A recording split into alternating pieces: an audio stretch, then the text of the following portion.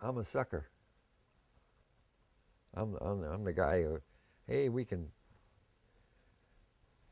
really get something off of this guy.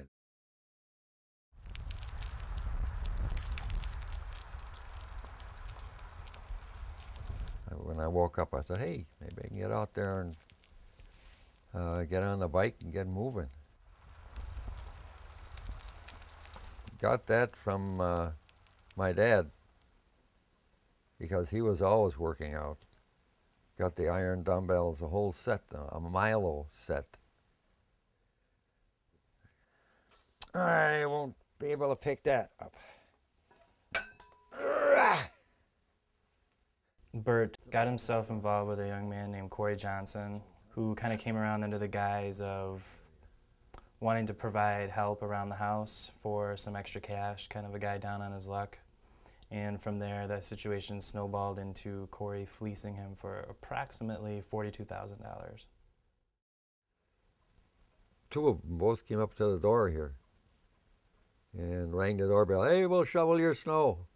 There was hardly any snow out there. And I says, hell no. I take care of my own stuff. My friend Bob, he has a cabin on a lake up north, and we go up there every once in a while. He goes up there almost all the time. Bob is Bert's longtime friend. He's actually the one that, became aware first before anybody that there was a problem with Bert's finances. They closed his account. He didn't understand what was going on. So his friend Bob came around, and then as Bob was going through his bank statements and taking a look at what was going on with the bank account, that's when he figured out that, Bert was the victim of a scam. When he opened the door, he just said, come on right in. He didn't know, when the first initial visit, he didn't know who I was. Even though I had ID on, he just let me in the house. To me, that says, oh, this guy has got too much trust in people.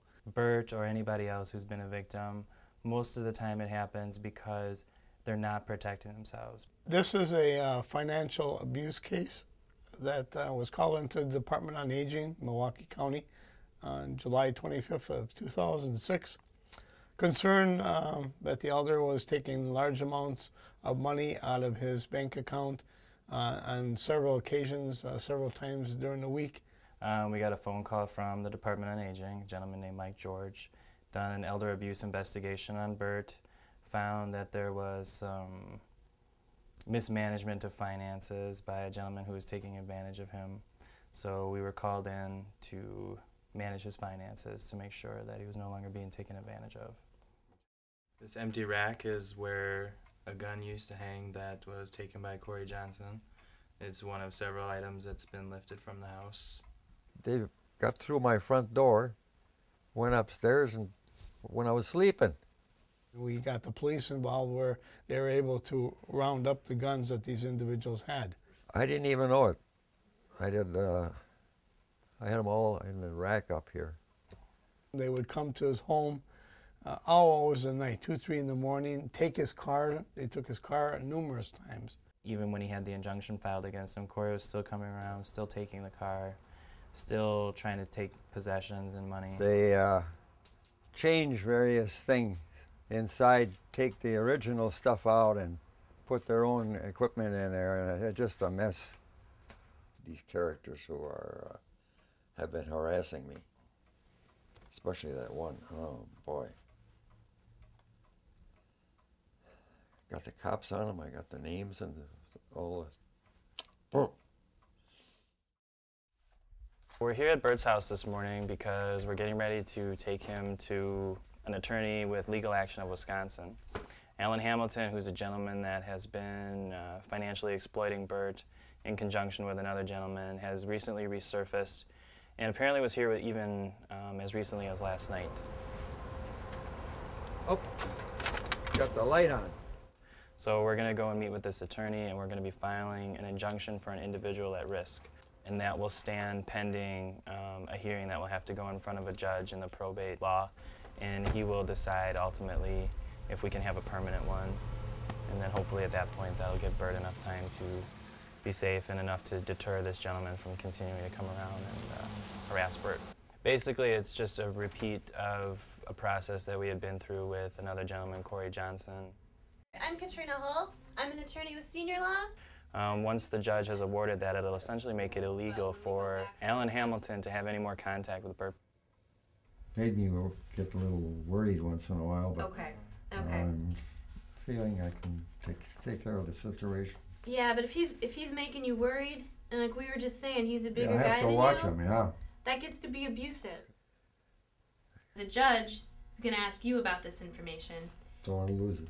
and if you're not able to tell him that, yeah, this is what happened to me, he's probably going to not let you move forward with getting the injunction.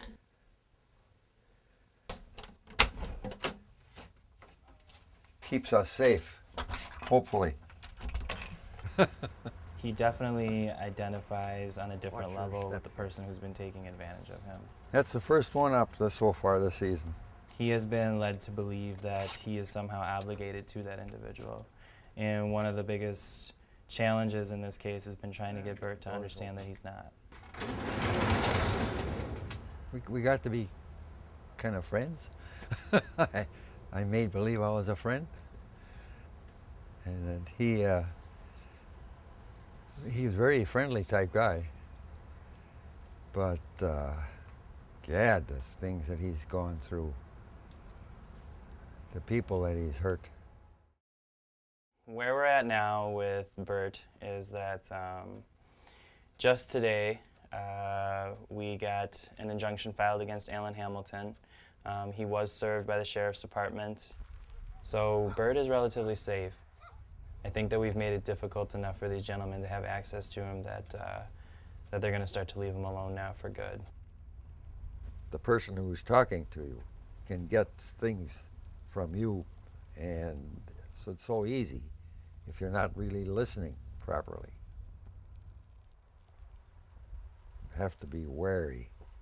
A mean, mean field out there. You gotta watch out.